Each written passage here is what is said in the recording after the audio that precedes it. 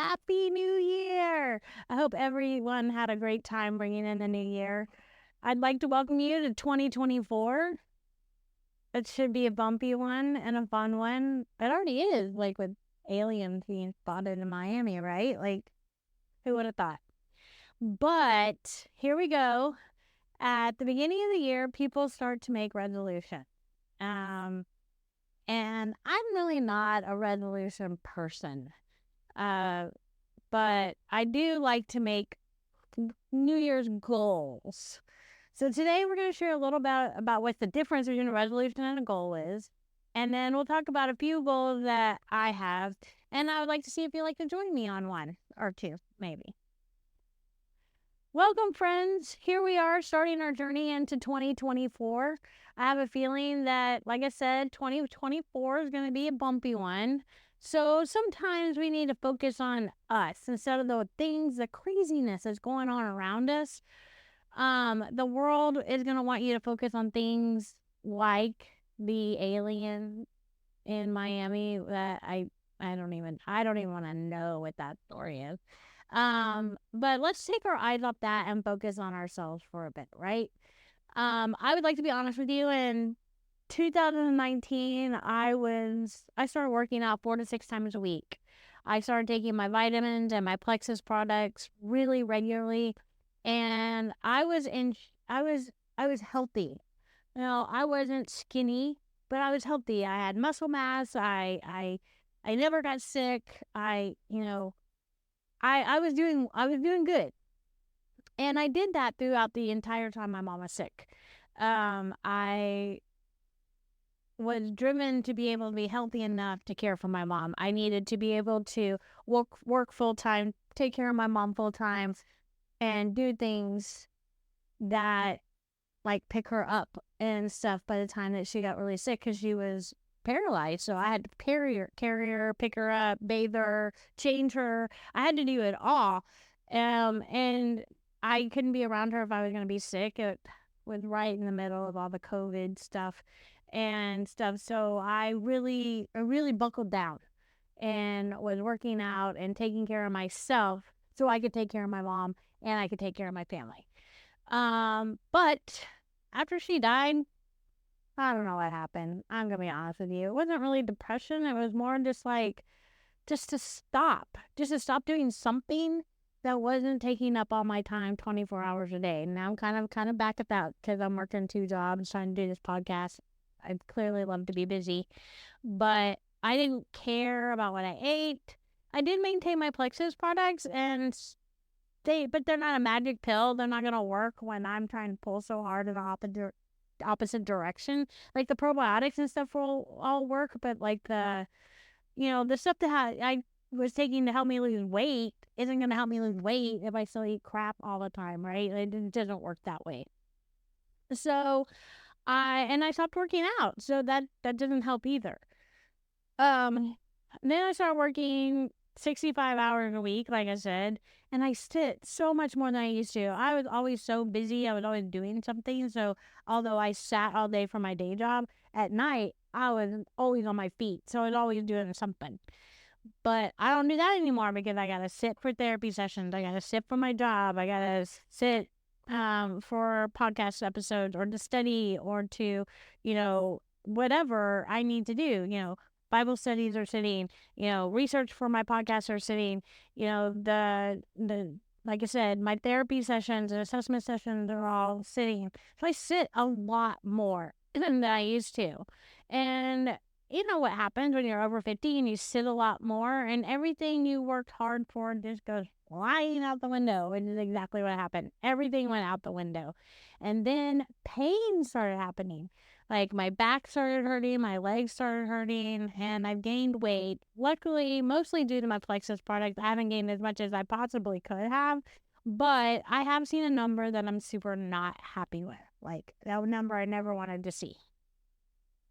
So I need to make some goals for the new year because I plan on fighting the age process as much as I can, right? Like that's just what I need to do. So let's talk about resolutions versus goals. So what's a resolution? To me, resolutions is a general statement about what you want to do to change your life. No real direction, no real plan on how it's going to change or improve your life. It's just a general statement that people make at the beginning of the year in a moment when it's a new year. You're like, hey, I'm going to do this year. But there's no real follow through or anything. And usually by February, it's gone. A goal, on the other hand, has more direction. A goal is measurable and it can be as broad or as specific as you want it to be. So I can say I would like to be healthy in the new year, but I had to kind of break that down. That's sort of like a resolution. Yeah, I want to be healthy, but how do we get there? How do we get there? We break it down. And, I'm never going to be like super skinny. That's just not just not going to be that. One, I like to go out to eat too much. And two, I just, socializing revolves, especially at my age, revolves a lot around going out to eat with friends, and date night is almost always going to dinner with my husband because I want to talk to him and not sit in front of another screen. If we're at home, sometimes we tend to sit in front of the TV, or he really loves his phone, so he's kind of on his phone. And so sometimes I get undivided attention on date nights, and I don't want to go to the movie either because it's another screen. So I like to have him sit in front of me and we talk, right? So what do? I set a goal of making better choices as opposed to a resolution. I'm just gonna eat better. So I'm going to eat better when I'm in public. Now, have I started this yet? No, I haven't. But I'm gonna make better choices, right? I'm doing baby steps actually. So now I have a measurable goal of not just eating better, but because we're on the go all the time at some level, I'm going to make better choices. So usually we go out to eat tonight because no one's home. But instead, I put 2 things on in the crock pot, and we're going to have pork tenderloin and stuff like that, vegetables and stuff tonight for dinner. So that's a better choice. And it is also saving me money, right? So then I can do that and start losing some weight, hopefully, right? I'll be honest, I haven't started this yet, but I'm going to. Next, I started on January 1st exercising again. Right now I'm doing all yoga and moving forward with workout programs in the next week or so. But I needed to get back into yoga because my back and it's more like my hip. I don't know what it is, like my hip. My hip flexor has just been terribly grumpy and needs to be stretched out and stuff. And it has helped. Like, I feel better already. I worked out like 4 times last week, and did yoga 4 days out of the 7. And I feel better. It's crazy, right? Yeah, people, they don't think that. But sometimes when I do weights and stuff, whatever this is that's agitated gets worse. So I'm taking it slow. I'm doing the yoga, I'm stretching it out, and I'm building up my core around it. So then I can add weights slowly after that. So you got to listen to your body too, right? Because, those of you that are young, you do whatever. My son is excellent at working out. Both of my kids exercise and take care of themselves really well. But, that's not me.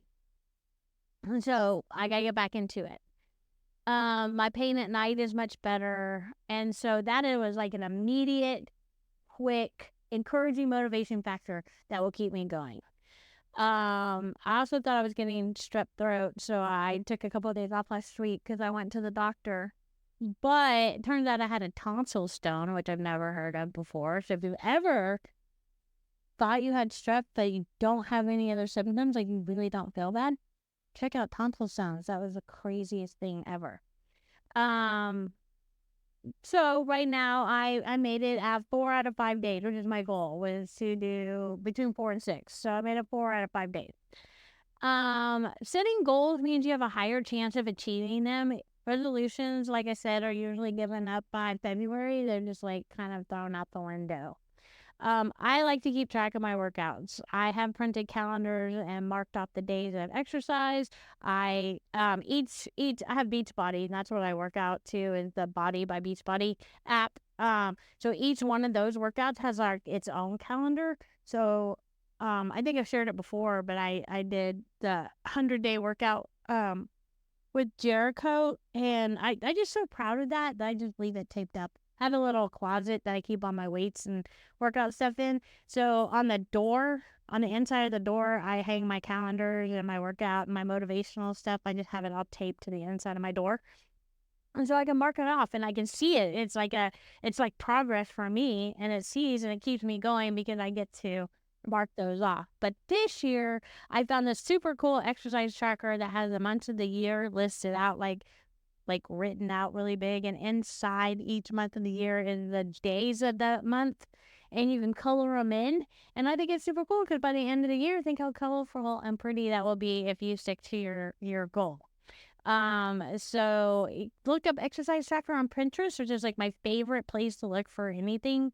And you'll find this cool one. Mine actually also says 2024 on the side, and it has a month in it. So as you complete each month, you can color in 2024 as well. So Pinterest is one of my favorite places to go fun. I'm not gonna lie. But while I was looking for the tracker, I found that you can track lots of things. They have habit trackers. They have trackers that look like exercise bikes. So if you like to do like exercise bike, you can track for the exercise bike. You can do a weight loss journey. You can do water trackers. You can do study trackers. I even found a Bible study tracker.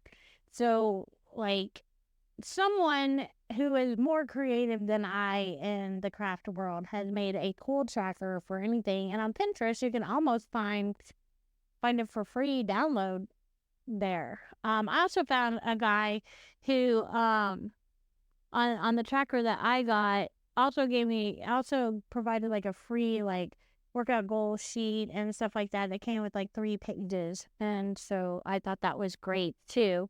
We're going to give you that website. Yeah, here it is. So that guy was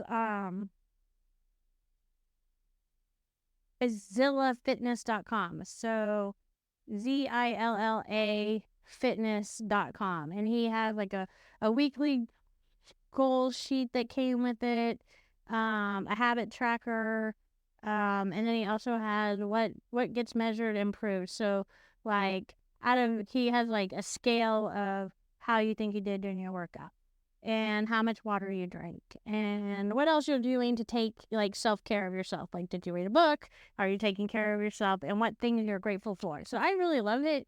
So I would go to his, and you can download his free tracker and everything. I thought that was pretty cool. So shout out to Chad at zillafitness.com. I love it. It's super cool. And so I ask you, also Etsy, sorry.